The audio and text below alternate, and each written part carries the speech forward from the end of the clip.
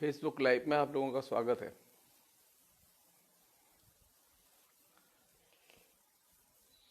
पहले सोच रहा था कि इसे डिसकंटिन्यू करूं मैं, क्योंकि ये अपने आप में एक दायित्व की बात है इस मेरे लिए। तो खैरियत है कि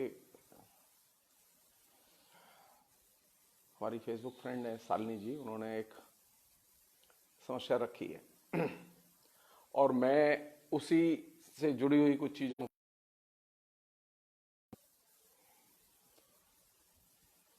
जैसा कि पिछली एक बातचीत में मैंने आचार्य रामचंद्र शुक्ल की इतिहास दृष्टि के उस पहलू की तरफ ध्यान खींचा था जिसमें कि आचार्य रामचंद्र शुक्ल ने पुनरुत्थानवाद के खिलाफ में जो मुहिम चलाई अपनी इतिहास दृष्टि के जरिए, और किस तरह से अपने इतिहास दृष्टि के जरिए उन्होंने साम्राज्यवादी दृष्टिकोण का विरोध किया, इस बात रखी थी। अनेक लोगों ने अपने तरीके से कुछ चीजें उठाई हैं लिटरेचर में और लिटरेरी क्रिटिसिज्म में। वो ये कि आचार्य शुक्ल ने उर्दू के साहित्य को क्यों नहीं शामिल किया।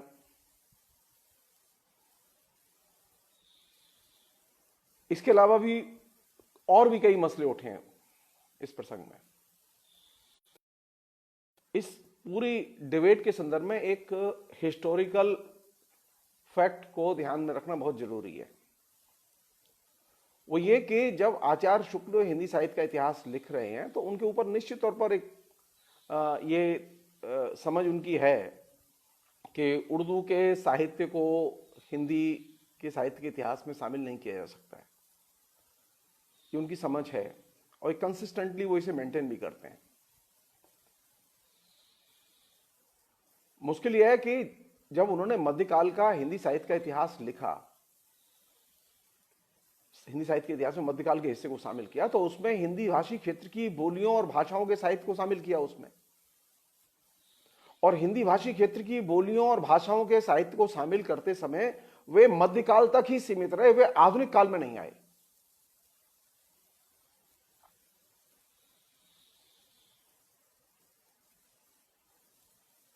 एक और चीज है जो कि हम लोग सोचें, जिसे हम लोग उर्दू कहते हैं, वो हिंदी के तौर पर जानी जाती थी और बड़े पैमाने पर उसका प्रयोग होता था।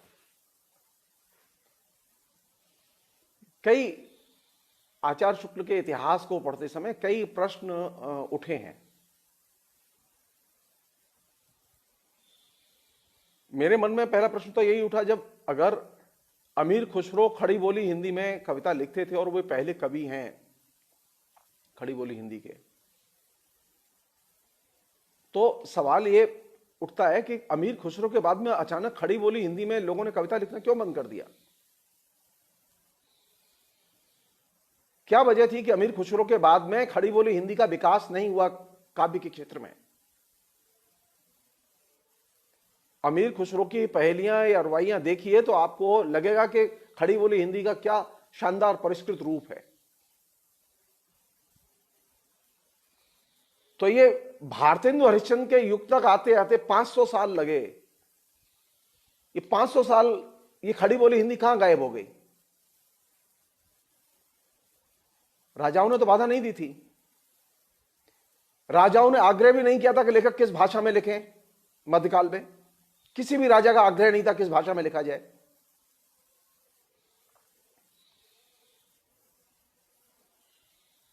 फिर खड़ी बोली हिंदी में हिंदी के लेखकों ने कविताएं क्यों नहीं लिखी।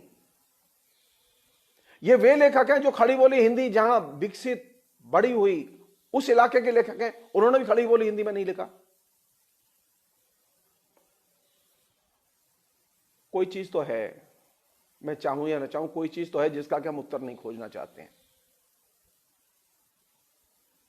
अमीर खुसरो के यहां खड़ी बोली हिंदी को देखने के बाद, अमीर खुसरो की कविताएं पढ़ने के बाद आप यह नहीं कह सकते खड़ी बोली हिंदी नहीं थी और खड़ी बोली हिंदी सिर्फ 19वीं सदी में आई। खड़ी बोली हिंदी थी।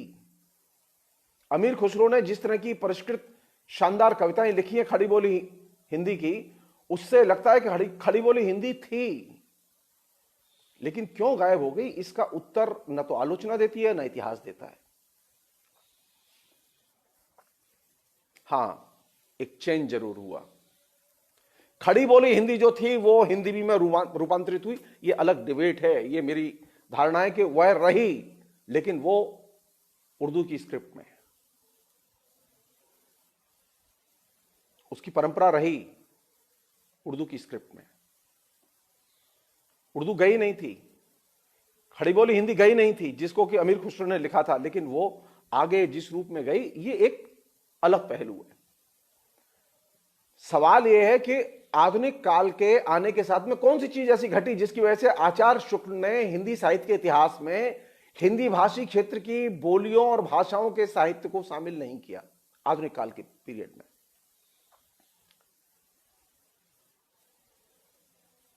हमारे जो साहित्य का इतिहास जो लोग पढ़ाते हैं और जो आलोचना लिखते हैं, उनकी एक सबसे बड़ी मतलब बाधा यह है कि वे टेक्नोलॉजी के डेवलपमेंट को कंसीडर नहीं करते साहित्य के इतिहास या भाषा के विकास के क्रम में।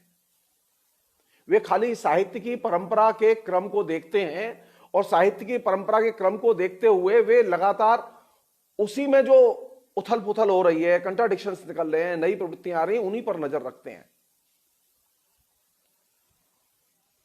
हमने कभी ठंडे दिमाग से सोचा ही नहीं कि जब छापे की मशीन आई तो वह साहित्य के इतिहास का क्या करेगी, भाषाओं के विकास पर उसका क्या असर पड़ेगा। छापे की मशीन कोई एक खाली एक मुद्रण तकनीक नहीं है, वो एक साधारण चीज नहीं थी। जिस तरह से टेलीविजन एक साधारण एक दृश्य माध्यम नहीं है, उसी तरह जैसे कि ये साइबर टेक्नोलॉजी और साइबर कम्युनिकेशन एक सामान्य कम्युनिकेशन का माध्यम नहीं है, बल्कि ये तीनों ही माध्यम यानी प्रिंट टेक्नोलॉजी, इलेक्ट्रॉनिक कम्युनिकेशन और साइबर कम्युनिकेशन, ये तीन भिन्न किस्म के पैराडाइम शिफ्ट जो समाज में हुए, संस्कृति में हुए, और इनसे साहित्य और साहित्यकार की दृष्टि, इतिहास और इतिहासकार की दृष्टि इससे प्रभावित और नियमित होती रही है। आचार्य शुक्ल नहीं जानते थे। आचार्य शुक्ल के लेखन से और आचार्य शुक्ल के बाद की आलोचना की परंपरा के लेखन से इस बात का अंदाजा लगता है कि हिंदी साहित्य के इतिहास में, मुझे नहीं मालूम कि मेरे अलावा कभी किसी ने इस बात पर लिखा हो, दावेदार बहुत हैं। यह पूछा जाना चाहिए कि छापे की मशीन से साहित्य की भाषा की दिशा क्या होगी। इस पर न तो रामचंद्र शुक्ल ने लिखा, न नामवर जी ने लिखा, न शिव कुमार मिश्र ने लिखा, न नंदुलारे वाजपेयी ने लिखा, किसी ने नहीं लिखा, क्योंकि आपके लिए कम्युनिकेशन की टेक्नोलॉजी महत्वपूर्ण थी ही नहीं। छापे की मशीन के आने के बाद जो सबसे बड़ी परिघटना घटी वो ये थी कि अब भाषाएं अलग अलग शक्ल में आने लगी। मैं और आप लाख कहें कि हिंदी उर्दू एक गंगा जमुनी सभ्यता की भाषाएं हैं, इनमें सिर्फ लिपि का भेद है, बाकी सब कॉमन है। लाख कहिए आप, ये एक्सेप्टेबल नहीं है। इसलिए एक्सेप्टेबल नहीं है क्योंकि अब जब छापे की मशीन आई तो उर्दू अलग से छपती थी, छापे की मशीन आई तो हिंदी अलग से छपती थी। आपने कभी यह सोचा ही नहीं कि यह जो शब्द की जो पुनरावृत्ति है प्रिंटिंग में, जिससे कि किताब छप के आती है, जिससे कि अखबार छप के आता है, इससे जो भाषा बन रही है वो भाषा एकदम नई भाषा बन रही है। ये पुरानी भाषा नहीं है, वाचिक परंपरा की भाषा नहीं है। आपके यहां जो साझा संस्कृति थी ना, जिसमें कि भेद खाली लिपि का था, जिसे आप बहुत महत्वपूर्ण नहीं मानते, वो वाचिक परंपरा में तो ठीक था, लेकिन जब लेखन की परंपरा में दाखिल हुए तो ये भेद बहुत बड़ा भेद है।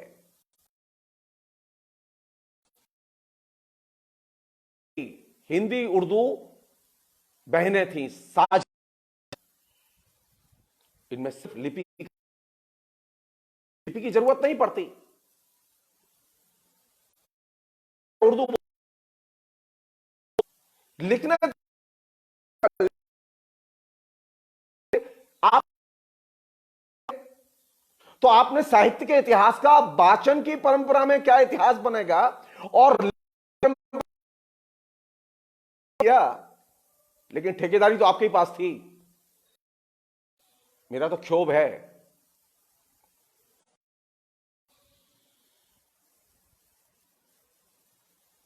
सबसे पहले जब इतिहास लेखन की भूमिका लिखी, हिंदी पत्रकारिता के इतिहास लेखन की भूमिका, पहली बार मेरे दिमाग में ये चीज आई।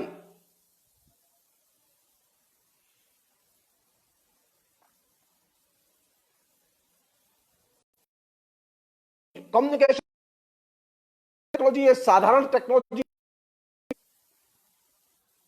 यहां एक बहुत बड़ा पैराडाइम शिफ्ट हो रहा है कि आप वाचन के युग से लेखन के युग में,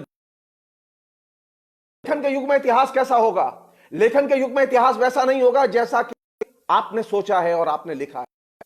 आप आचार्य शुक्ल को इस बात का श्रेय दिया जाना चाहिए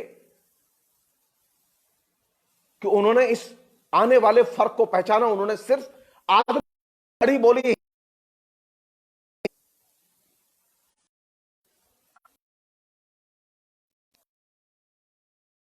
क्षेत्र की सभी भाषाएं और बोलियां अपने अधिकार मांग रही हैं कि नहीं मांग रही? रामविलास शर्मा सही है, नामवर सिंह सही है? दोनों गलत हैं। नामवर सिंह की और रामविलास शर्मा की परंपरा का भार वहन करने वाले सभी आलोचक गलत हैं। और मैं जो लोग पहली परंपरा, दूसरी परंपरा, तीसरी परंपरा, चौथी परंपरा, परंपराओं की जो खोज करने की बीमारी है ना हिंदी में,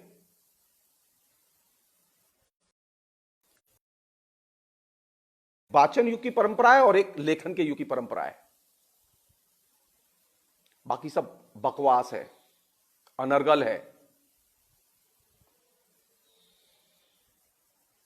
तो लेखन के युग में कौन सी साहित्य की परंपरा बनेगी? लेखन के युग में कौन सी साहित्य की परंपरा बनेगी? लेखन के संदर्भ में तो साहित्य के इतिहास को देखा नहीं। लेखन के युग में साहित्य का इतिहास प्रेस के संदर्भ में विकसित होगा। आचार्य शुक्ल ने इसे सही पहचाना था और इसीलिए उन्होंने हिंदी भाषी क्षेत्र की बोलियों और भाषाओं के साहित्य को इसमें शामिल नहीं किया।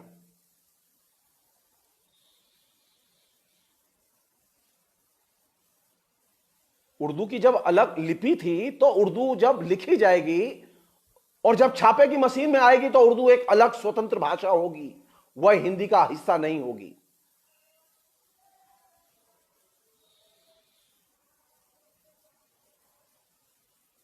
आप आज भोजपुरी के लोगों को समझा सकते हैं कि भोजपुरी अलग नहीं है?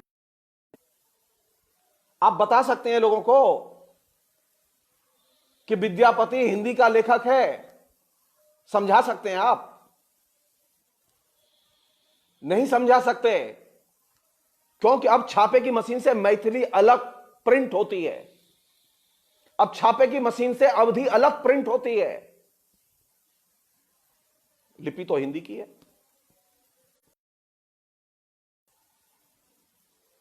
जब उत्तराखंड बना तो क्या मांग थी उत्तराखंड के लोगों की? क्या स्थिति है वहां आज? उत्तराखंड के लोग खड़ी बोली हिंदी का इस्तेमाल नहीं करना कर रहे हैं। कुमायूनी में लिखे या गढ़वाली में लिखे,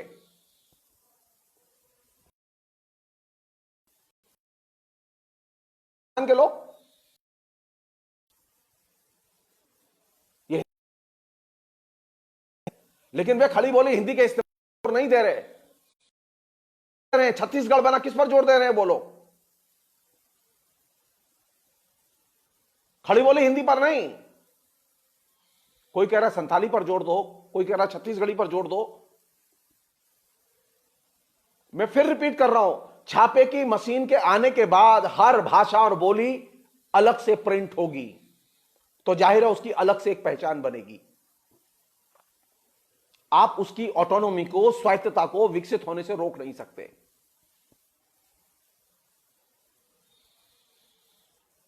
आपने जो धारणाएं बनाई थी वो वाचन के युग में बनाई थी। वाचन के युग में ये बोलियां और भाषाएं जो हिंदी भाषी क्षेत्र में हैं, ये हिंदी का हिस्सा लगती थी और हिंदी का हिस्सा थी भी। लेकिन छापे की मशीन क्या काम करती है? मार्शल मैक्लुहान ने एक बहुत महत्वपूर्ण बात कही थी, कोई भी भाषा, उसका कोई भी शब्द जब छापे की मशीन में आता है और उसकी लगातार पुनरावृत्ति होती है, लगातार प्रिंट होता है, मतलब एक किताब में मालूम पड़ा एक शब्द 10,000 बार आया, 20,000 बार आया, तो वो शब्द मेटीरियल फोर्स बन जाता है। तो जब छत्तीसगढ़ी की किताब या भोजपुरी की किताब या मैथिली की किताब जब छपी, आपने तो छापी थी इसलिए क्योंकि विद्यापति की मैन्युस्क्रिप्ट थी, छापनी थी।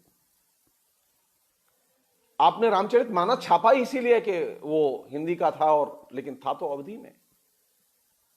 तो क्या होगा? खड़ी बोली हिंदी का विकास होगा या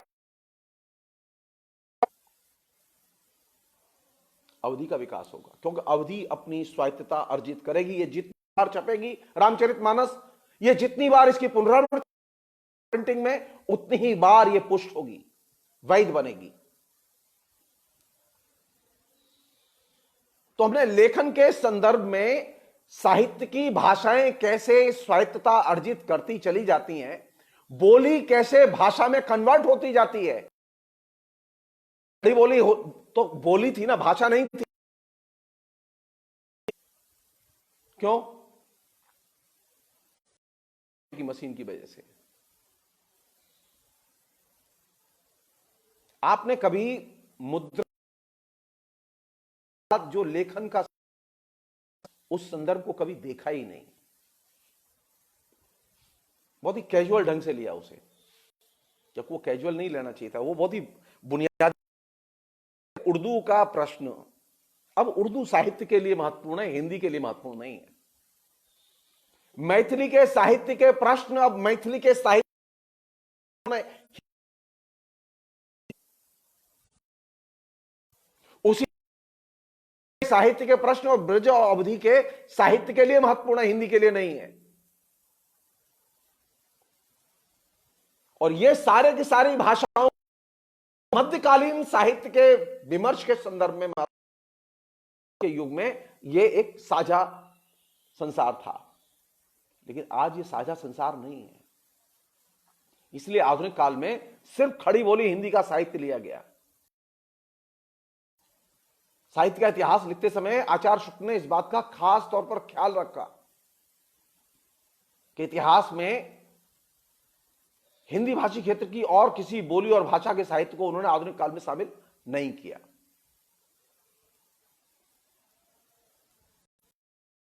की एक कमजोरी थी, वो बुनियादी तौर पर साहित्य के आलोचक थे और साहित्य और बेहतरीन आलोचक थे साहित्य के, समाज का उन्हें उस तरह से ज्ञान नहीं था। तो समाज में जो समाज संबंधी जो समझ है, उनकी समाज मूलक जो समझ है मध्यकाल की, आधुनिक काल की, तो सही नहीं है। सो साहित्य के बारे में समझ बनाने के लिए, साहित्य की कृतियों के बारे में समझ बनाने के लिए, तो उनका दृष्टिकोण आज भी रिलेवेंट है। हमारे यहां दिक्कत क्या हो रही है, जो साहित्य पर बातें करते हैं वे ये घल्लूघारा करते हैं। वे करते ये हैं कि आचार्य शुक्ल के जो समाज संबंधी दृष्टिकोण है उसका उनकी आलोचना करते हुए साहित्य में इस्तेमाल करते हैं। आचार्य शुक्ल बुनियादी तौर पर समाजशास्त्री नहीं थे, न वो समाज विज्ञानी थे, वो बुनियादी तौर पर साहित्य के आलोचक थे। इसलिए उनके आलोचना संबंधी दृष्टिकोण पर, उनके मुख्य दृष्टिकोण के तौर पर बात करनी चाहिए। समाज की आलोचना, साहित्य की आलोचना उनकी कमजोर आलोचना है, वो उतनी महत्वपूर्ण आलोचना नहीं है और वो सही भी नहीं है। इसलिए मुसलमानों के बारे में और दूसरे मुगल शासकों के बारे में जो उन्होंने लिखा है वो बहुत अनसाइंटिफिक है, और उस अनसाइंटिफिक होने का एक बड़ा कारण यह है कि वो उनका क्षेत्र नहीं है। एक और दिक्कत है जो हिंदी में बहुत शक इस दिक्कत का एक चीज से संबंध है जो मैं बताना चाहता हूं आपसे, क्योंकि मैंने 25-30 साल पढ़ाया है हिंदी, और हिंदी के शिक्षकों की मैं मनोदशा को जानता हूं, प्रोफेसरों की, और हिंदी के विद्यार्थियों की मनोदशा को जानता हूं। और एक चीज ध्यान रखिए जो मैं अपने अनुभव से कह रहा हूं, आप साहित्य का इतिहास कितना भी सेकुलर साइंटिफिक लिख लीजिए, साहित्य साइंटिफिकली या धर्मनिरपेक्ष ढंग से पढ़ाया जाएगा, यह निर्भर किताब पर नहीं करता, यह बुनियादी तौर पर निर्भर करता है पढ़ाने वाले के दृष्टिकोण पर। मैं एक उदाहरण, आप कल्पना कीजिए उस डीएवी कॉलेज की, आर्य समाज के द्वारा स्थापित कॉलेज पढ़ते थे फ्रीडम मूवमेंट के दौरान। उस डीएवी कॉलेज में यज्ञ होते थे, जिसे भगत सिंह और दूसरे क्रांतिकारियों की पूरी पीढ़ी निकली। किस कॉलेज से निकली? डीएवी कॉलेज से, जहां सुबह यज्ञ हवन होते थे।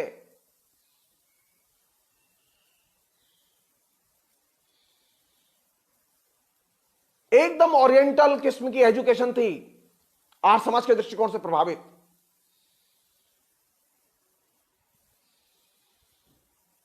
लेकिन शिक्षक विद्यार्थी कैसे निकले? लार्ज स्केल पर क्रांतिकारी विद्यार्थी। अभी एनसीईआरटी की सेकुलर बुक पढ़ाई जाती रही है, और हमने एक बड़ी संख्या में धर्मनिरपेक्ष विरोधी विद्यार्थी तैयार किए हैं। और दूर क्यों जाना चाहते हैं आप? सोवियत संघ चले जाइए। सोवियत संघ में तो कोई भी गैर सेकुलर चीज नहीं पढ़ाई जाती थी, सब साइंटिफिक पढ़ाया जाता था। सोवियत संघ का विभाजन क्यों हो गया? सोवियत संघ में ऐसे फासिस्ट नेता क्यों पैदा हुए? समाज की या विद्यार्थियों की चेतना के निर्माण में पाठ्य पुस्तकें महत्वपूर्ण होती हैं, इसे कोई इंकार नहीं कर रहा, लेकिन पाठ्य पुस्तकों से लोगों का दिमाग नहीं बनता।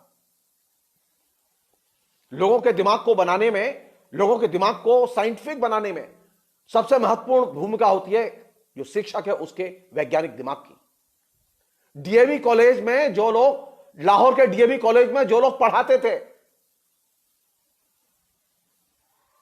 उनमें से अधिकतर शिक्षक ऐसे थे जो कि साइंटिफिक अप्रोच रखते थे।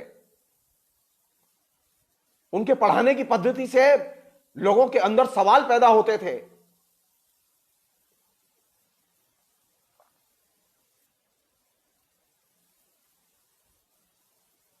और तो छोड़ दीजिए, शांति निकेतन को क्यों भूल रहे हैं आप? सब लोग जानते हैं, सब लोग जानते हैं कि रविन्द्रनाथ टैगोर पूजा अर्चना में बड़ा विश्वास करते थे।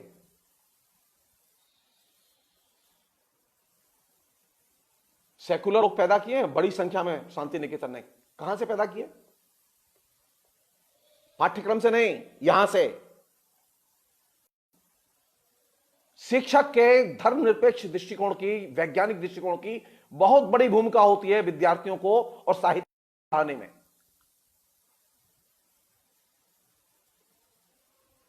हमने क्या किया है कि हमारे यहां लड़ाई हो रही है किस बात की? एनसीईआरटी की पुस्तक में किसका लेख रहे कि न रहे, कौन सी दृष्टि रहे या न रहे, लड़ लो। पढ़ाते रहे ना, लगातार 50 साल तक एनसीईआरटी की पुस्तकें 40 साल तक पढ़ाई जाती रही हैं। सवाल तो किया ही जाना चाहिए कि समाज में इतना धर्मनिरपेक्ष वातावरण कैसे बना? जो यूथ, जो धर्मनिरपेक्ष पुस्तकें पढ़ के बड़ा हुआ, वो कम्युनल कैसे हो गया? क्योंकि आपने कभी ध्यान ही नहीं दिया कि जो शिक्षक है, इस शिक्षक के दिमाग की भी धुलाई करनी चाहिए।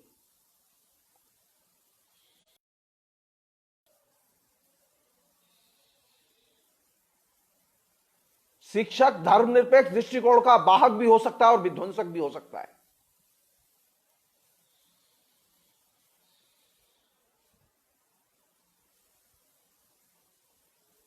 आप सोचिए, डॉक्टर नंबर सिंह मार्क्सवादी, डॉक्टर नामवर सिंह से बढ़िया मार्क्सवादी आलोचक कोई नहीं। डॉक्टर नामवर सिंह विश्वविद्यालय में अनचैलेंज टीचर, और नामवर सिंह के पैदा हुए अधिकांश विद्यार्थी गैर मार्क्सवादी, और उनमें अनेक घनघोर मार्क्सवाद विरोधी। नंद दुलारे वाजपेयी जो एकदम मार्क्सवादी नहीं थे, लेकिन नंद दुलारे वाजपेयी के पैदा किए गए विद्यार्थी, दर्जनों विद्यार्थी मार्क्सवादी।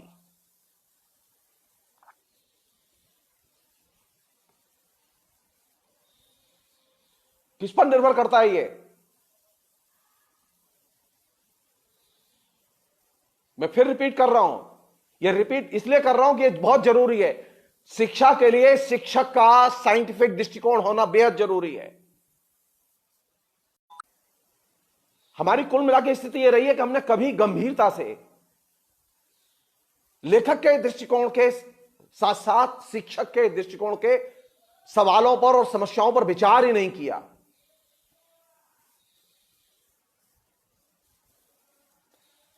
हाँ शालिनी जी, ये सही है कि छापे की मशीन के बाद में विभिन्न बोलियों और भाषाओं की सत्ता स्वतंत्र रूप से विकसित हुई और वो ज्यादा आत्मनिर्भर बनी है।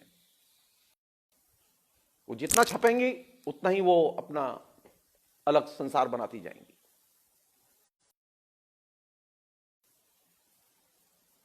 आचार्य शुक्ल की इतिहास दृष्टि की सबसे बड़ी दिक्कत क्या? आचार्य शुक्ल की जो इतिहास दृष्टि है उसको तो हमने पकड़ा नहीं।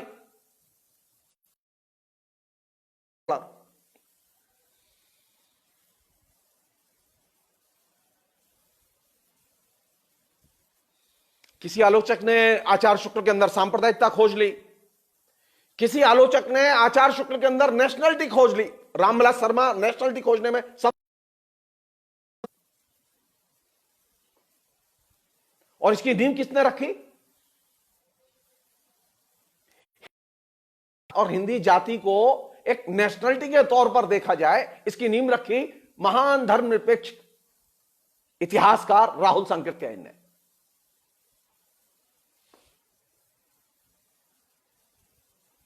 आरएसएस वालों ने नहीं रखी, आरएसएस वालों ने तो अभी पकड़ लिया है उसे।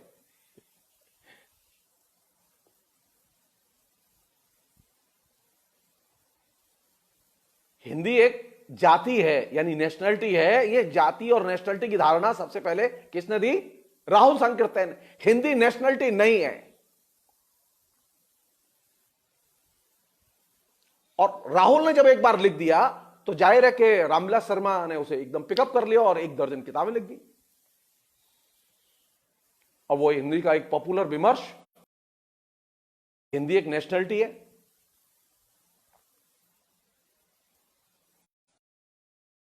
उस नेशनलिटी के व्याख्याकार पैदा हो गए, आलोचक पैदा हो गए। और जब हिंदी एक नेशनलिटी है तो फिर उसकी ताकत, गरूर, उसकी हेकड़ी,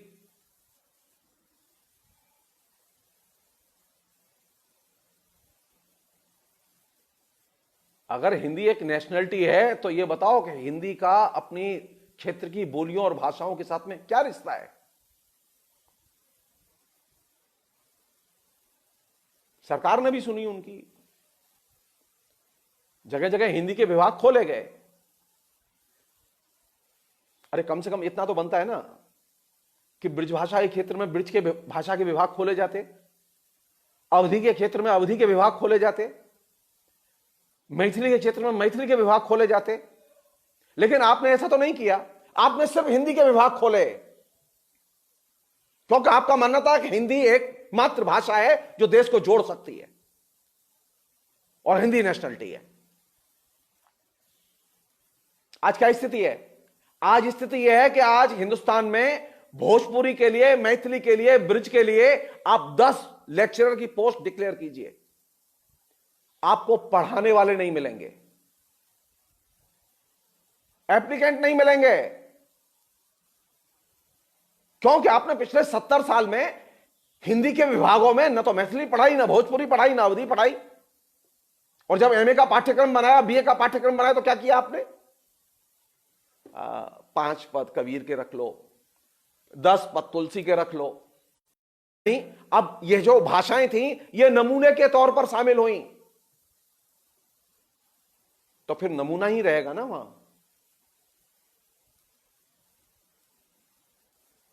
हिंदी नेशनलिटी के कॉन्सेप्ट ने और हिंदी का विभाग बनाएंगे, इसका कॉन्सेप्ट ने हिंदुस्तान में सबसे ज्यादा भाषाओं की क्षति की, और खासतौर पर हिंदी क्षेत्र की बोले जाने वाली बोलियों और भाषाओं की क्षति की।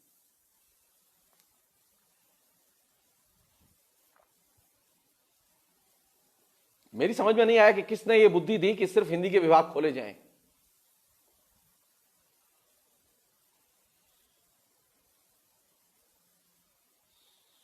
और फिर तो रेला चल निकला, मातृभाषा ही नहीं, अब सारी भाषाओं की अम्मा है हिंदी। कहां से बीमारी आई है? ये शिक्षकों के और आलोचकों के दिमाग से आई है बीमारी, और इसने पूरे के पूरे हिंदी के वातावरण को, हिंदी विभागों के वातावरण को एकदम सांप्रदायिक वातावरण में कन्वर्ट कर दिया। हिंदी के विभाग सांप्रदायिक विभाग नहीं थे पहले। ये जितना ये सेकुलराइजेशन हुआ है ना हिंदी का, उसने हिंदी को कम्युनल किया है, कम्युनल बनाया है, विभाजनकारी भाषा बनाया है।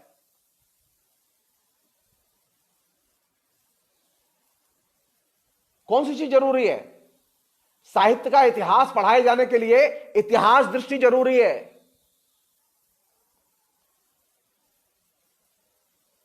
तो आपके आलोचक के पास में, आपके लेखक के पास में, आपके शिक्षक के पास में इतिहास दृष्टि तो है नहीं।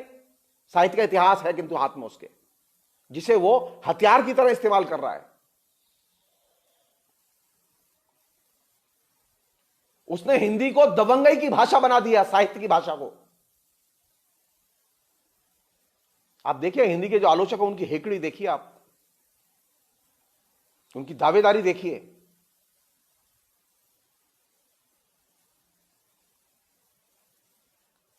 आज भी रामचरितमानस को क्रॉस करने वाली एक रचना खड़ी बोली हिंदी का कोई कवि लिख नहीं पाया। लेकिन मजाल है कि आप अवधि की सत्ता को स्वीकार कर लें। आज भी आप विद्यापति को क्रॉस नहीं कर पाए।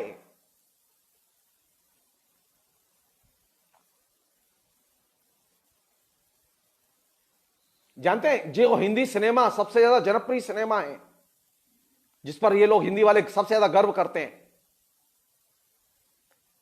हिंदी सिनेमा के हर बड़े अभिनेता का जानते हैं क्या मानना है? कि अगर उसे एक बार भोजपुरी की फिल्म मिल जाए, अगर वो जनता में जनप्रिय होना चाहता है, तो कहां खोज रहा है वो अपने को?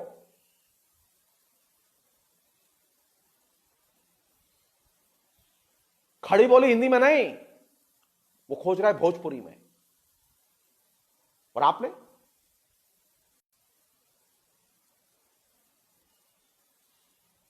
आपने किस पर जोर दिया? पूछो,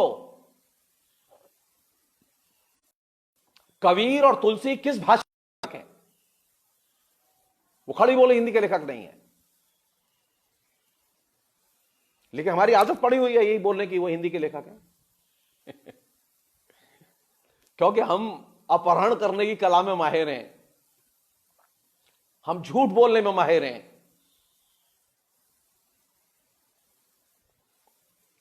सब जानते हैं कि वो हिंदी के लेखक नहीं है, वो दूसरी भाषा के लेखक है। उन भाषाओं का नाम तो बताया जाना चाहिए, सम्मान के साथ बताया जाना चाहिए।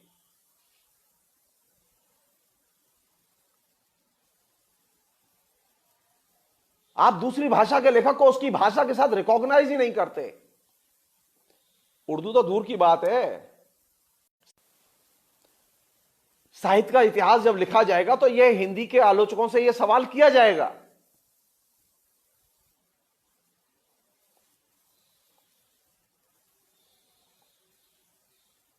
हिंदी के किसी बड़े आलोचक ने विद्यापति पर किताब क्यों नहीं लिखी?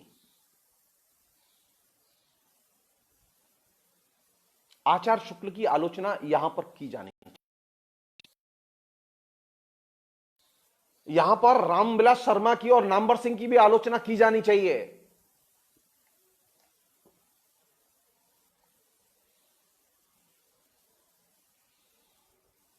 और जानते हैं ड्रॉबैक क्या है जो मुश्किल आती है मुझे, क्यों पढ़ाता रहा हूं ना, तो मेरे विद्यार्थी तो जानते हैं मेरा स्वभाव। आचार्य शुक्ल की दिक्कत यह नहीं है कि वो उर्दू नहीं पसंद करते थे, आचार्य शुक्ल की ही नहीं, पूरी हिंदी आलोचना की दिक्कत क्या है जानते हैं? वो पूरी की पूरी आलोचना मेल शॉविनिस्ट है, पुंछवादी है। एक नमूना बता रहा हूं मैं आपको कैसे पुंछवादी है। एक लेखिका थी राजेंद्र बाला घोष,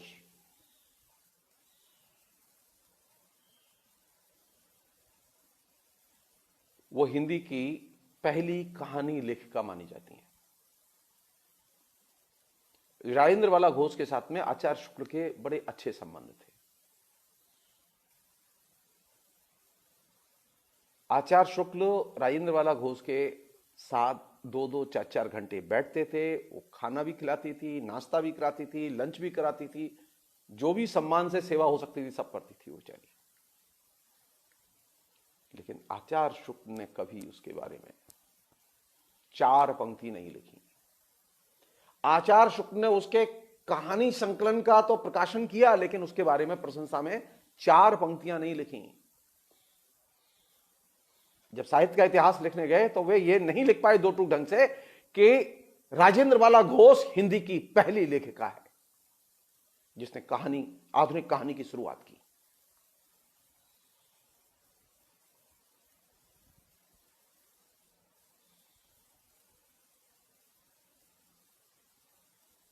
आचार्य शुक्ल तो जानते थे, आचार्य शुक्ल को मालूम था कि मीरा का योगदान क्या है। मैं आचार्य शुक्ल पर कुछ मामलों में बहुत नाराज हूं, बहुत गुस्सा भी आता है मुझे कभी कभी। जानते हैं मीरा के बारे में सबसे घटिया टिप्पणी अगर किसी ने की तो वो आचार्य शुक्ल थे।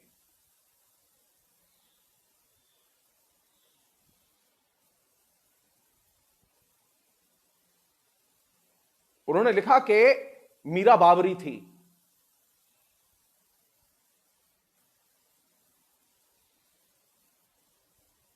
मीरा बाबरी नहीं थी,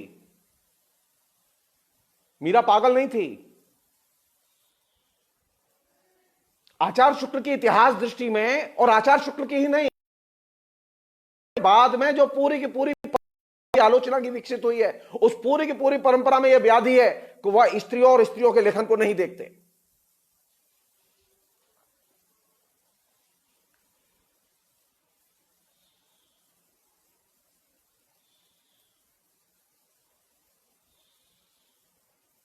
अरे कम से कम स्त्री और स्त्री को तो देखा जाना चाहिए, उसके साथ सम्मान से पेश आना चाहिए। हम यह नहीं कह रहे कि आपने जो जो नहीं लिखा वो क्या क्या नहीं लिखा। साहित्य के इतिहास में, साहित्य की आलोचना में जो लिखा गया है वो पहले महत्वपूर्ण है, लेकिन जो नहीं लिखा गया है वो उससे भी ज्यादा महत्वपूर्ण है। तो हम पहले उस पर बात कर लेते हैं जो आपने लिखा है, जिसका हिंदी की आलोचना अनुसरण करती रही है।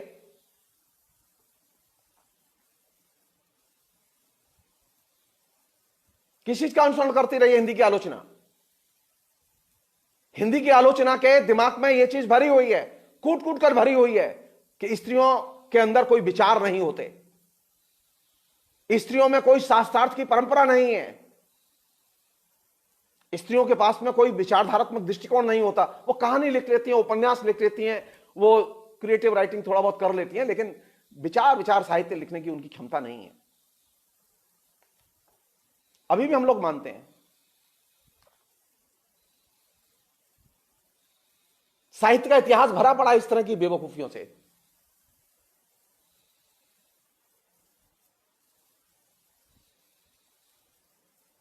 वास्तविकता क्या है? वास्तविकता यह है कि आपने स्त्रियों के लिखे हुए को कभी महत्व नहीं दिया, उसे कभी दर्ज नहीं किया, आप छिपाते रहे।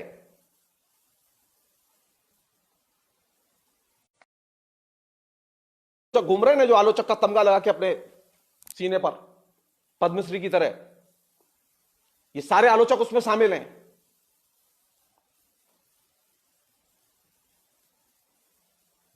और दूर क्यों जाना चाहते हैं आप?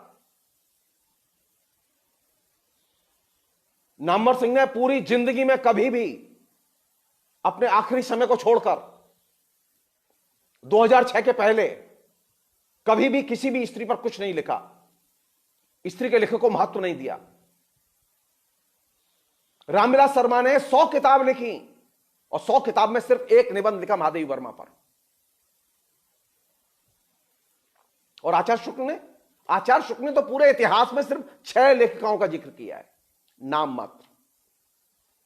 2-4 पंक्तियां लिखी हैं महादेवी पर, दो एक पंक्तियां लिखी हैं मीरा पर, बाकी 4 का नाम भर। हजारी प्रसाद द्विवेदी ने साहित्य के इतिहास में सिर्फ 5 या 6 लेखिकाओं का जिक्र किया है।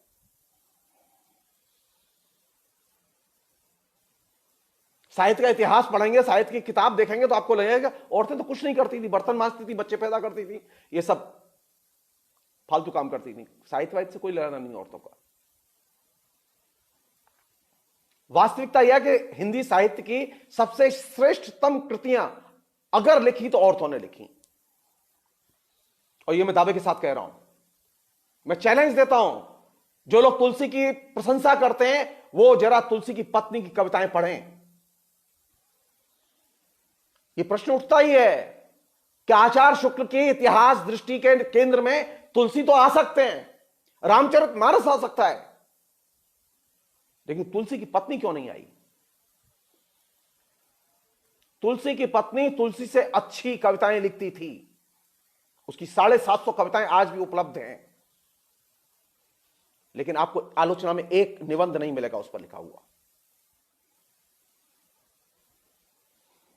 गुस्सा तो आएगी। जब मैंने 1994-95 में तय किया कि मैं स्त्री के साहित्य पर लिखूंगा, तो मैंने हिंदी के जो उपलब्ध बड़े आलोचक थे, मैंने उनसे सबसे इंटरव्यू किए। मेरे पास आज भी वो कैसेट से, मैंने कभी उन्हें पब्लिश नहीं किया, रिकॉर्ड के लिए रखा मैंने। मैं आज शेयर कर रहा हूं आपसे, मैं विद्यार्थियों से शेयर करता रहा हूं ये बात। आप में से बहुत सारे लोग जो विद्यार्थी नहीं है, मेरे मित्र हैं, मैं शेयर कर रहा हूं। मैंने 2 घंटा नामवर जी का इंटरव्यू लिया, 2 घंटा मैंने चंद्रवली सिंह का इंटरव्यू लिया, जो कि इनके दादा गुरु माने जाते थे। नामवर सिंह और रामविलास शर्मा जिन्हें अपना बॉस मानते थे आलोचना में। मैंने मुरली मनोहर प्रसाद सिंह का इंटरव्यू लिया। मैंने रामविलास जी से भी बात की, और भी लोगों से बातें की जो कि आलोचना के टॉप लोग थे, इंक्लूडिंग शिव कुमार मिश्र।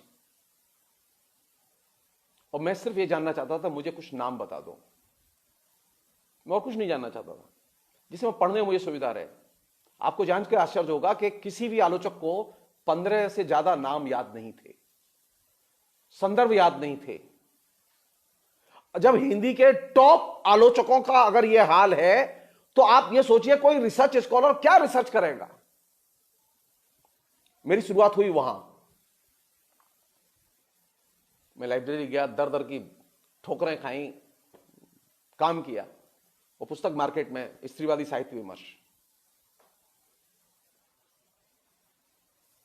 मेरी आंख खुल गई कि हिंदी साहित्य में कितना अंधेरा छाया हुआ है।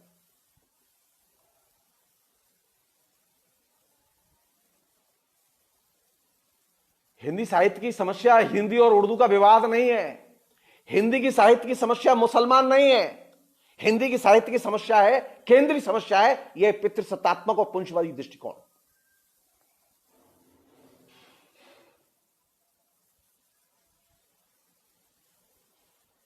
और इस पुंजवादी दृष्टिकोण ने हिंदी साहित्य का एकदम बेड़ा गर्क किया है, हिंदी आलोचना का भी बेड़ा गर्क किया है।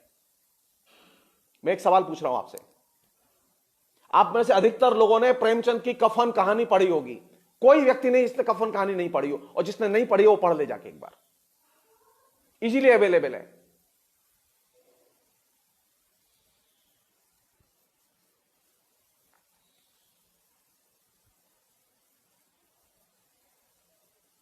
सवाल यह है कि कफन कहानी के जो नायक हैं, उनकी जो नायिका है, जिस पर वो कहानी केंद्रित है पूरी की पूरी, उस कहानी की जानते ताकत क्या है?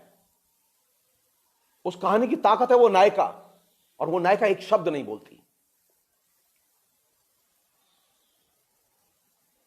आलोचना की जिम्मेदारी यह है कि वह उस स्त्री को, जो कि उस कहानी में है और जो मर गई है, उसको बुलवाए, वो क्यों नहीं बोलती? अगर वो चुप है तो उसके अंदर क्या क्या है? लोग कहते हैं ना कि स्त्री कहां मिलेगी? स्त्री वहां मिलेगी जहां वो चुप रहती है। वो चुप्पी के क्षेत्र, वो साइलेंट के एरियाज, वे स्त्री के एरियाज हैं। आपने क्या किया? आपने वो घीसू माधव कर करके पूरी आलोचना में इतना कचरा इकट्ठा कर दिया कि आप बात नहीं कर सकते आलोचना पर। मैं रिपीट कर रहा हूं इस बात को, आलोचना के लिए घीसू माधव महत्वपूर्ण नहीं है, वह स्त्री महत्वपूर्ण है जो मर गई और बोली नहीं। प्रेमचंद की ताकत यह कि उन्होंने एक ऐसी नायिका गढ़ी जो कि बोलती नहीं है लेकिन पूरी पूरी आलोचना में, रचना में छाई रहती है।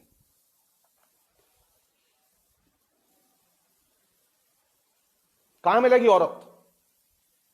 यह आलोचना का काम है उस औरत को खोजना जहां वो चुप रहती है, उसे बुलवाए, उसे भाषा दे। हमारे लिखा है ना नवजागरण पर, बहुत सारे लोगों ने, सारे धुरंधर हैं, सारे एक से एक बड़े टॉप। पूछो तो सही, पूछो तो सही, जो औरतें सती हो गई थीं नवजागरण काल में, उन सतियों का आख्यान क्यों नहीं मिलता? उन औरतों के बयान क्यों नहीं मिलते? राजा राममोहन राय या ईश्वरचंद विद्यासागर, किसी ने भी उन औरतों के बयान दर्ज क्यों नहीं किए? साहित्य का इतिहास लिखा जाएगा ना, नवजागरण लिखा जाएगा, किस पर लिखा जाएगा? अरे जो औरत सती हुई है वह क्या बोलती है, उसे तो बताओ। ईश्वरचंद विद्यासागर जो है मरने नहीं गए थे, राजा राममोहन राय भी सती होने नहीं गए थे। सती होने वो औरत गई थी जिसका कि सिर्फ प्रतीकात्मक उल्लेख मिलता है, उसका वक्तव्य नहीं मिलता। आलोचना की जरूरत यहां है कि वह जो चुप्पी का क्षेत्र है उसे खोले। आचार्य शुक्ल की आलोचना चुप्पी का क्षेत्र खोलती नहीं है, दिक्कत यहां है। और यही हमने आचार्य शुक्ल से सीखा है। हम लगातार उन क्षेत्रों पर बात करते हैं जो कि इररिलेवेंट हैं। मैं रिपीट कर रहा हूं, इररिलेवेंट है। ये जो डैन बने हुए हैं ना, ये जो अड्डे बने हुए हैं पुंशवाद के और पितृसत्ता के, हिंदी के विभाग, हिंदी के प्रोफेसर,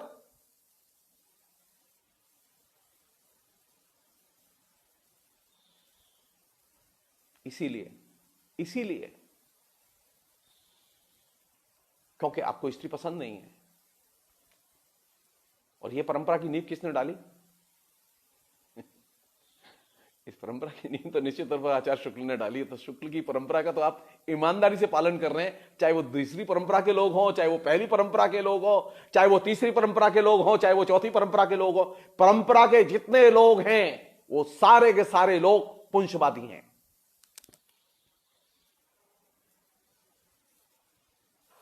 स्त्री की चिंताएं परंपरा से जुड़ी हुई नहीं है मित्रों, परंपरा से जुड़ी हुई नहीं है। स्त्री को परंपरा की जरूरत नहीं है, परंपरा की जरूरत है मुझे, पुरुष को। स्त्री को इतिहास की भी जरूरत नहीं है, इतिहास नहीं खोजती स्त्री। हर स्त्री का इतिहास उससे शुरू होता है।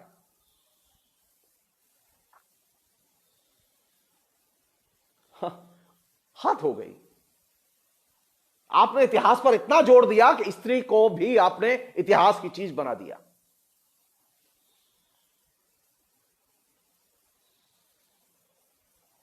सवाल तो बनता है ना कि जगदीश्वर चतुर्वेदी की स्त्रीवादी साहित्य विमर्श पुस्तक आने के पहले आपने कभी लिखा था क्या?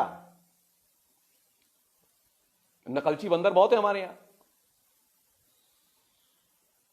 मैं रिपीट कर रहा हूं इसे, नकलची बंदर बहुत है हमारे यहां, मैं जानता भी हूं, मैं विनम्रता के कारण बोलता नहीं हूं।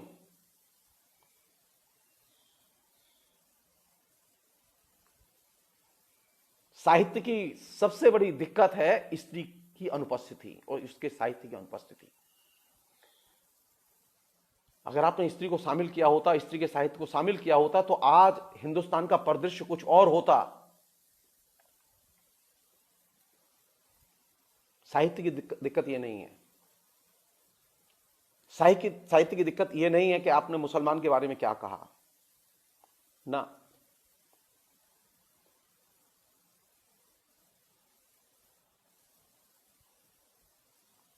मैं एक और छोटी सी बात कह रहा हूं, बात बड़ी है लेकिन वो छोटी सी है। वैसे सुभद्रा कुमारी चौहान का आपने नाम सुना है सबने। बहुत महत्वपूर्ण लेखिका थी, बहुत महत्वपूर्ण पॉलिटिकल एक्टिविस्ट थी, और इतनी शानदार पॉलिटिकल एक्टिविस्ट थी कि उनकी जैसी पॉलिटिकल एक्टिविस्ट मुझे तो अभी कोई दिखाई नहीं देती हिंदी में।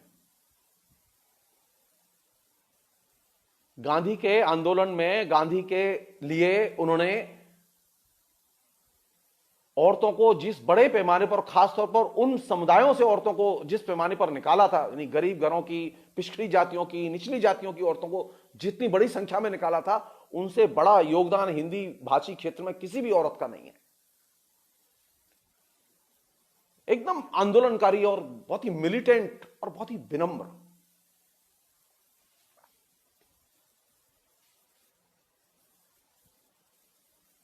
अनेक लेखक ऐसे भी रहे हैं जिन्होंने सुभद्रा कुमारी चौहान को करीब से देखा है, जानते हैं। मुक्तिबोध के अलावा किसी ने सुभद्रा कुमारी चौहान पर नहीं लिखा। और कैसी थी वो, सिर्फ एक मुक्तिबोध ने जो लिखा है वो बता रहा हूं मैं आपको। और मुक्तिबोध के अलावा सुभद्रा कुमारी चौहान की जो बेटी ने लिखा है, मैं सिर्फ नमूने के तौर पर बता रहा हूं मैं आपको। मुक्तिबोध बीमार पड़े हुए थे, उनकी तनख्वाहें नहीं मिली थी, काफी दिन से तनख्वाह रोकी हुई थी मैनेजमेंट ने उनकी। तो सुभद्रा जी को पता चल गया कि मुक्तिबोध बीमार हैं और असुविधा है घर में, तो वो आती थी उनके घर, बर्तन मांजती थी, घर साफ करती थी, खाना बनाती थी और चुपचाप चली जाती थी। एक दिन क्या हुआ, मुक्तिबोध से मिलने अज्ञेय आए, और जब अज्ञेय आए तो अज्ञेय वो मुक्तिबोध बात कर रहे थे, और सुभद्रा जी अपनी वो टिपिकल जो गांव की औरत साड़ी पहनती है ना, वैसी साड़ी पहनती थी, और वही फोटो है उनका। तो सुभद्रा जी अपने काम वाम करके जा रही थी, तो अज्ञेय ने पूछा, तो उन्होंने कहा कि ये सुभद्रा जी हैं। अब अज्ञेय एकदम आश्चर्यचकित कि इतनी विनम्र सुभद्रा जी जिस समय उनके घर बर्तन मांज रही थी और कपड़े धो रही थी और उनको खाना बना रही थी, जानती वो एमएलए थी। तो उन्होंने बातचीत सुनी अज्ञेय की और मुक्तिबोध की, तो उसी बातचीत से उन्हें पता चला कि मुक्तिबोध को तनख्वाह नहीं मिली कई महीने से। दूसरे दिन वो आई, उन्होंने कहा कि आपने मुझे बताया क्यों नहीं कि आपकी तनख्वाह नहीं मिली है? तो बोले क्या बोलता, मुझे शर्म वैसे ही आ रही थी, परेशान था मैं। बोले चिंता मत करिए आप। अब वो बहुत धाकड़ नेता थी, साधारण नेत्री नहीं थी वो। शिक्षा विभाग में हड़काया, और शिक्षा विभाग ने सीधे प्रिंसिपल को हड़काया, और मुक्तिबोध की तनख्वाह कुछ ही दिन में मुक्तिबोध के पास। इतनी विनम्र, इतनी शालीन, कोई अहंकार नहीं। एकमात्र मुक्तिबोध ने उनके ऊपर निबंध लिखा है, बहुत अच्छा निबंध लिखा है, और हिंदी की आलोचना ने तो लिखा ही नहीं एकदम। महादेवी वर्मा ने इतना काम किया, इतनी महत्वपूर्ण लेखिका थी, लेकिन हिंदी आलोचना ने उन पर कोई काम नहीं किया। और कैसे काम किया, क्या किया, वो कभी मौका लगेगा तो बात। चीज आलोचना में समस्या है हिंदी के पट है, वह स्त्री की अनुपस्थिति, जबकि लड़कियां सब।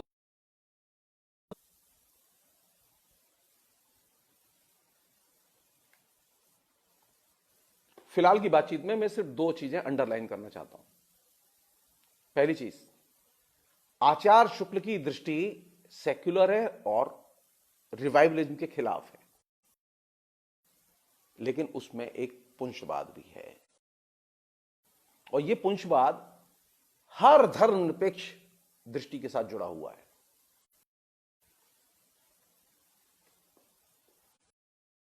हमारे अंदर ये राजा राममोहन जमाने की जो धारणा है वो काम कर रही है थी स्त्री को लेकर। ऐसी होनी चाहिए स्त्री। नवजागरण के लोग, सागर और तमाम दूसरे लोग, इनकी धारणा यह थी कि स्त्री पढ़े तो सही, लेकिन पढ़े किस, इसलिए कि वह अपने बच्चों को पढ़ा लिखा के बड़ा कर सके, इसलिए नहीं कि वो पढ़ लिख के आत्मनिर्भर बने और नौकरी कर सके। नवजागरण के लोग इसके पक्ष में नहीं थे, वे इसके पक्ष में तो थे कि स्त्री पढ़े और घर संभाले, बच्चे बड़े करे, लेकिन पक्ष में नहीं थे। वे ये तो चाह, क्यों पढ़े? क्योंकि वह पुरुष के साथ में शिक्षित होना उसका जरूरी है, क्योंकि अंग्रेजों से वो प्रेरणा ले रहे थे। तो नवजागरण में एक खास किस्म का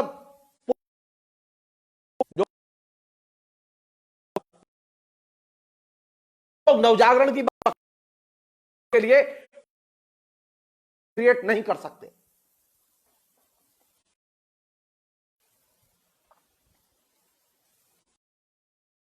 स्त्री के लिए समान और इक्वल स्पेस, उस बारे में इक्वल धारणा तभी पैदा होती है जब आप नवजागरण के परिप्रेक्ष्य के बाहर जाकर देखें स्त्री को।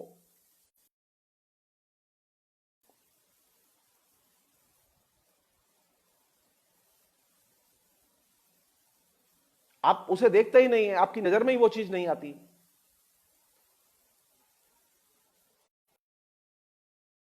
हमारी जो दिमाग है जिसमें कि एक ऑल्टरनेटिव आया, सेक्युलर ऑल्टरनेटिव आया, लेकिन उस सेक्युलर ऑल्टरनेटिव की जो ट्रेजेडी है वो ये है, आदि है।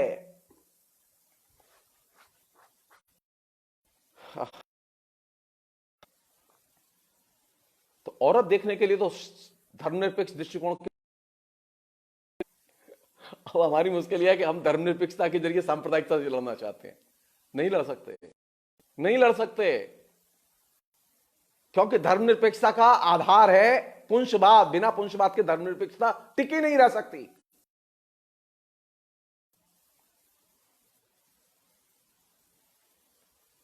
और पुंसवाद के जरिए आप सांप्रदायिकता को पछाड़ नहीं सकते, आप धर्मनिरपेक्षता के जरिए सांप्रदायिकता को पछाड़ नहीं सकते।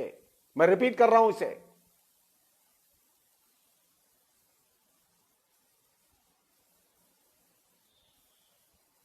क्योंकि इन दोनों में एक चीज कॉमन है, मेल शॉविनिज्म, स्त्री विरोधी दृष्टिकोण इन दोनों में कॉमन है।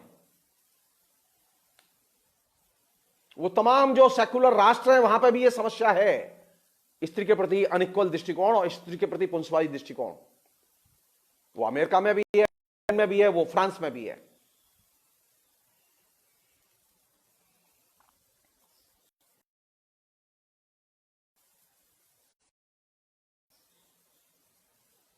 औरतों को नहीं, इतिहास चाहिए नहीं। कौन सी चीज पसंद करती हैं औरतें?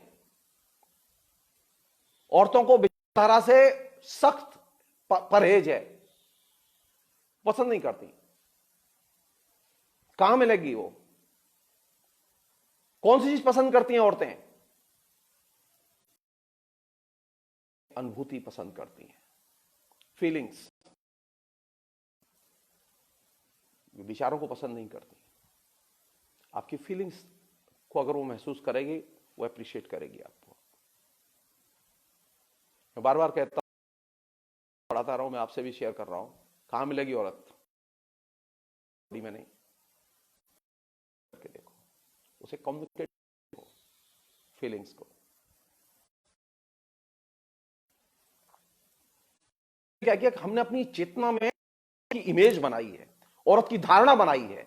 हम औरत को धारणा के आधार पर, औरत धारणाओं में नहीं होती।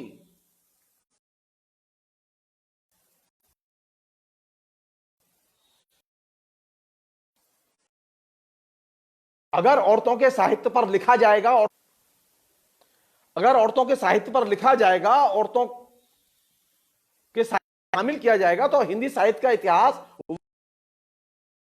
आया है, वो सुविधाजनक है हम सबके लिए। वह काल विभाजन भी सुविधाजनक है। दो उदाहरण दे रहा हूं।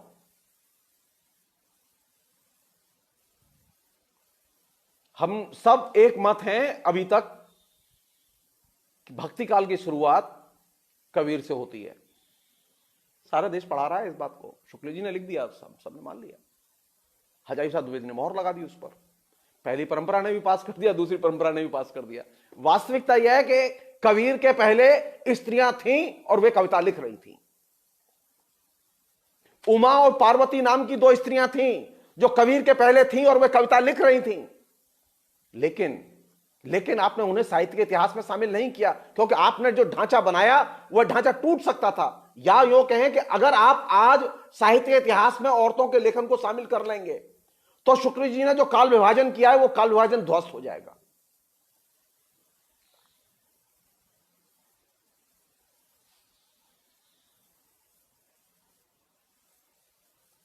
तो मध्यकाल की शुरुआत किससे होती है? कबीर से नहीं होती, उमा और पार्वती की कविताओं से होती है।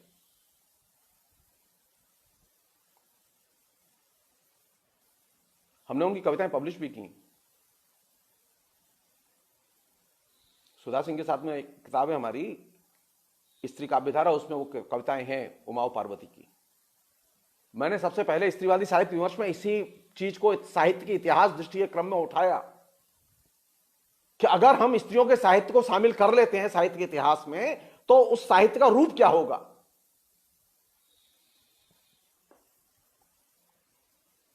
दूसरा एक और उदाहरण दे रहा हूं। सारे लोग ये जानते हैं और मानते हैं कि हिंदी में भारतेंदु हरिश्चंद्र के नाटकों से आधुनिक काल की शुरुआत होती है, और भारतेंदु हरिश्चंद्र नहीं पहले आधुनिक नाटक लिखे।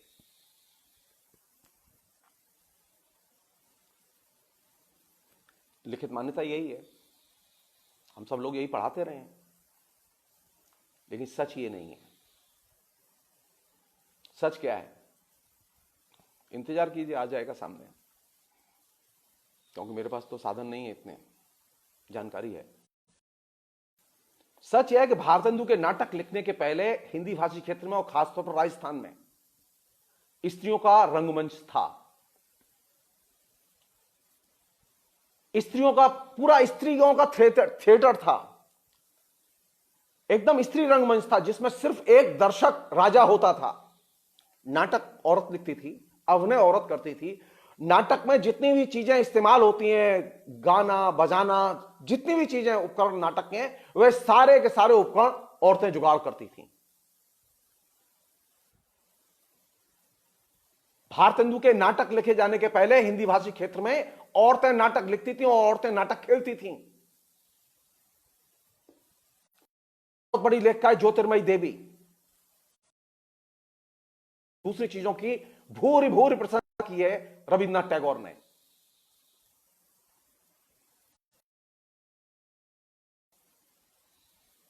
ज्योतिर्मयी देवी ने अपने अनुभवों में लिखा है, वो जोधपुर में रहती थी, बाद में जयपुर आ गई। उन्होंने अपने अनुभवों में लिखा है कि राजस्थान में 19वीं शताब्दी में स्त्री रंगमंच था, जिसमें सिर्फ पुरुष के नाम पर एक राजा दर्शक होता था और बाकी सब कुछ स्त्रियों का होता था। अगर स्त्री रंगमंच था तो उसकी स्क्रिप्ट कहां है? जाहिर है किसी राज परिवार की लाइब्रेरी में होंगी, डेफिनेटली होंगी। में राजस्थान की औरतें जो थीं, जो रानियां थीं, वो नाटक लिखती थीं। अगर ज्योतिर्मय देवी की बात सच है तो फिर साहित्य के इतिहास के जो आधुनिक काल की शुरुआत भारतेंदु हरिश्चंद्र से नहीं होगी, राजस्थान की रानियों से होगी, जिन्होंने रंगमंच लिखा। लेकिन हमने कभी जानने की कोशिश नहीं की उसे, कभी खोलने की कोशिश नहीं की उसे। ज्योतिर्मयी देवी जानते हैं कितनी बड़ी लेखिका थी? आप इससे समझ लीजिए उसे। विजयदान देथा बहुत बड़े लेखक हैं, लेकिन विजयदान देथा जो यथार्थ नहीं पकड़ पाए। प्रेमचंद बहुत बड़े लेखक हैं, वो राजस्थान का वो यथार्थ ज्योतिर्मयी देवी ने पकड़ा। ज्योतिर्मयी देवी ने राजस्थान में जो लड़कियों को जान से मार देने की प्रथा थी, गर्भ में ही लड़की को मार देने की जो प्रथा थी, उसके खिलाफ में बड़ी मार्मिक और बहुत ही शानदार कहानियां लिखी हैं।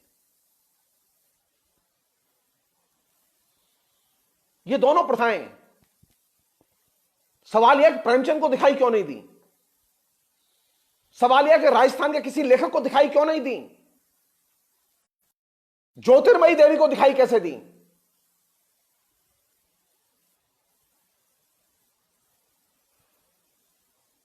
किस पे बात करेंगे हम? चारण साहित्य पे बात करेंगे या भ्रूण हत्या और स्त्री हत्या पे बात करेंगे? दिक्कत यहां है। दिक्कत यहां है क्योंकि आपकी प्राथमिकताएं अलग है। साहित्य का इतिहास जब बनेगा और उसमें स्त्री को शामिल किया जाएगा तो साहित्य के इतिहास की प्राथमिकताएं और क्लासिफिकेशंस वे नहीं रहेंगे जो आचार्य शुक्ल ने बनाए थे।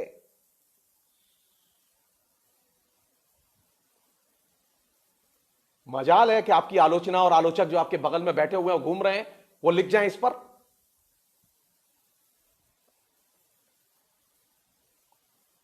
धंधे हैं साहब उनके, मेल शॉविनिज्म के धंधे हैं। पूरी मेल शॉविनिज्म की पूरी इंडस्ट्री चलाते हैं वो हिंदी आलोचना में। पुंसवाद को पुनः प्रतिष्ठित करने में हिंदी के आलोचकों की केंद्रीय भूमिका रही है, और ये वो आलोचक है जो सेकुलर होने का दावा करते हैं, और घनघोर स्त्री विरोधी काम किया है उन लोगों ने। स्त्री को छिपाना, स्त्री के बारे में बात न करना, स्त्री के बारे में न लिखना, यह स्त्री विरोधी दृष्टिकोण है, और इसे आपने धर्मनिरपेक्षता की आड़ में किया है।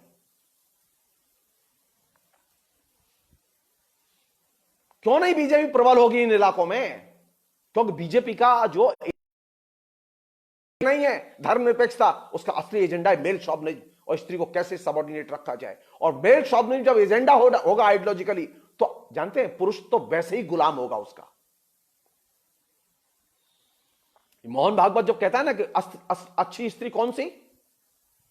अच्छी स्त्री वह है जो कि सिर्फ चौका चूल्हा संभाले, पलका संभाले, सेवा करे, सवाल न करे, नौकरी न करे। हिंदी की सेकुलर आलोचना इस एजेंडे को अपने तरीके से कैरी आउट करती रही है। और अब आप फेसबुक पर आके और दुनिया भर की बातें करेंगे और बकवास करेंगे सारी सेमिनार्स में जाके, मेरे जैसे लोग तो एक्सेप्ट नहीं करेंगे उसे। अरे ये सवाल तो पूछो कि इनके महापंडितों के रहते हुए बीजेपी कैसे आ गई मैदान में?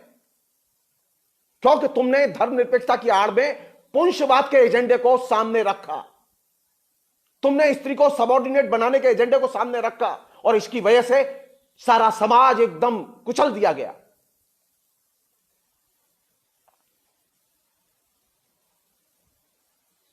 चिंता नहीं होगी?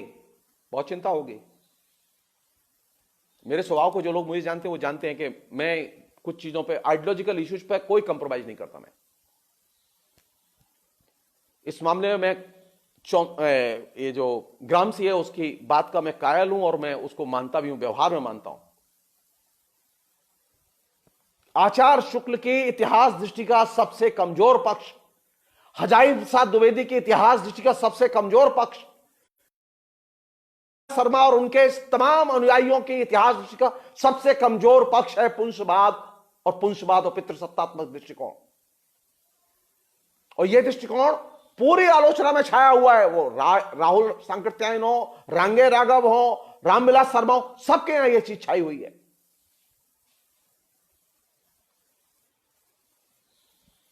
तो स्त्री पुरुष में समानता आएगी कैसे? जो विचारक है वो तो आपने एकदम पुंसवाद के हवाले कर दिया है। हिंदी की आलोचना की सबसे बड़ी आइडियोलॉजिकल चुनौती और हिंदी के इतिहास चुनौती सांप्रदायिकता नहीं है। सांप्रदायिकता एक बहुत छोटा एलिमेंट है पुंसवाद का, जान लीजिए। सबसे बड़ी चुनौती है पुंसवाद, पैट्रियार्की, पितृसत्तात्मक दृष्टिकोण। हिंदी के आलोचक पितृसत्ता पर बात नहीं करते, वो सब पे बात कर लेंगे, पितृसत्ता पर बात नहीं करेंगे। क्यों नहीं बात करेंगे आप? क्यों स्केप करेंगे आप? परंपराओं को जब नए सिरे से खंगाला जाएगा, पुनः परिभाषित किया जाएगा, तो पितृसत्ता का सवाल केंद्रीय सवाल के तौर पर उभर कर आएगा। यह सवाल उभर कर आएगा कि स्त्री को साहित्य में शामिल करें कि न करें, या अलग से स्त्री का साहित्य का इतिहास लिखें। सिंबॉलिकली होगा ये काम, ये टोकन रिप्रेजेंटेशन का काम नहीं है। आप सोचिए, सिर्फ सोचिए आप कितनी ताकतवर औरतें रही हैं लेखिकाएं। एक लेखिका थी जो मेरठ से थी, कमला देवी नाम था उसका। बहुत शानदार कहानियां लिखी उसने। और जानते हैं वो साधारण महिला नहीं थी, वो उस जमाने में कॉन्स्टिट्यूशन असेंबली की मेंबर थी। वो फ्रीडम मूवमेंट के टाइम पे उत्तर प्रदेश में कांग्रेस की उपाध्यक्ष थी, यूपी की। और उसकी कहानियां इतनी शानदार हैं कि उसकी कहानियों की प्रशंसा प्रेमचंद ने भी की है। मजाल है कि आपके कान में आ जाए वो, मजाल है कभी हम चर्चा करें उसकी। अभी हमारे बीच में ऐसा लेखन है और ऐसी लेखिकाएं हैं जो किसी भी किस्म के जनतांत्रिक आंदोलन से एकदम दूर हैं। कमला देवी की भूमिका यह नहीं है कि उन्होंने कहानियां लिखी, कमला देवी की भूमिका यह है कि वो जनतांत्रिक आंदोलन से जुड़ी हुई थी, वो फ्रीडम मूवमेंट से जुड़ी हुई थी, कहानियां भी लिखती थी। सुभद्रा कुमारी चौहान कहानी भी लिखती थी, कविता भी लिखती थी और जनतांत्रिक आंदोलन की धुरी थी।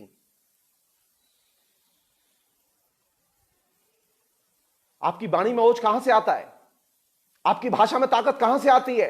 आपके दृष्टिकोण में ताकत कहां से आती है? भाषा से नहीं आती, जनता और उसके संघर्षों के साथ लगाव और जुड़ाव से आती है।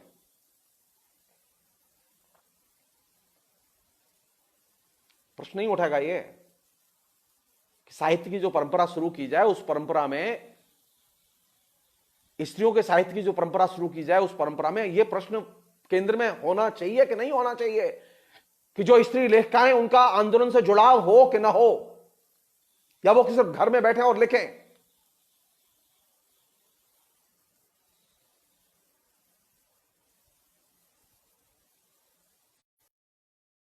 के ऐसे प्रश्न हैं जिनको कि उठाते ही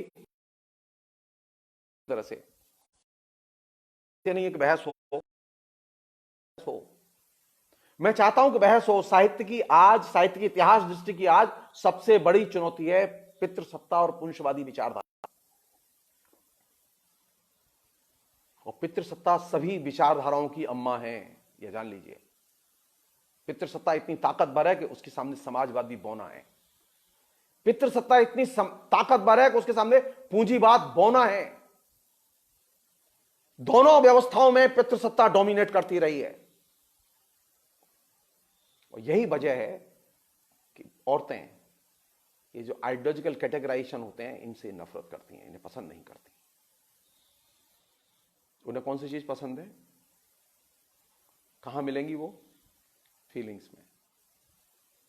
तो आपके अंदर स्त्री की अनुभूति जितनी प्रबल होगी, उसे आप समझने के लिए जितना तैयार रहेंगे, आप उतना ही ज्यादा स्त्रियों के लिए स्पेस क्रिएट करेंगे। साहित्य जो लिखा है उसको भी आप एक्सेप्ट करेंगे। क्योंकि औरत के लिए विचारधारा महत्वपूर्ण नहीं है, और आपके लिए आप तो विचारधारा की कसौटी पर कसते हैं हर चीज को। नहीं, साहित्य का इतिहास अगर अनुभूति के आधार पर लिखा जाएगा तो साहित्य के इतिहास का ढांचा एकदम अलग होगा। अगर साहित्य के इतिहास में औरतों को शामिल कर दोगे तो सारा क्लासिफिकेशन बदल जाएगा। जानते हैं, भक्ति काल का पूरा साहित्य का ढांचा धराशायी हो जाएगा जो रामचंद्र शुक्ल ने और जाहिब साहब द्विवेदी ने बनाया है, अगर औरतों के मध्यकाल के लेखन को शामिल कर दिया जाए तो।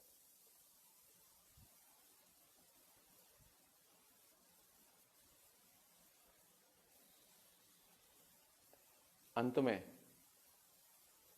ये जो औरत है ना, ये औरत बहुत डिसरप्टिव एलिमेंट है। औरत जब भी दाखिल होगी, जहां पर भी दाखिल होगी, तो चीजों को अस्त व्यस्त करेगी। जैसी हैं वैसी नहीं रहेंगी। ये औरत की प्रकृति है, वह चीजों को जैसी है वैसी नहीं रहने देती। साहित्य का इतिहास भी जैसा है वैसा नहीं रहेगा अगर आपने इसे शामिल कर लिया तो। मेरी बात पे विश्वास ना हो तो किसी औरत से बात करके देख लेना। औरत सिर्फ अब चीजों को डिसरप्ट करती है। नेगेटिव सेंस में मत लीजिएगा, नहीं रहने देती, वो यथा स्थिति नहीं रहने देती, वो उसे बदलने के लिए मजबूर करती है। अगर स्त्री के साहित्य को आप शामिल करेंगे तो साहित्य के इतिहास का जो ढांचा जो आपने बनाया, जो आप पढ़ाते हैं, वो ढांचा एकदम ध्वस्त हो जाएगा। और मैं चाहता हूं कि ढांचा ध्वस्त हो।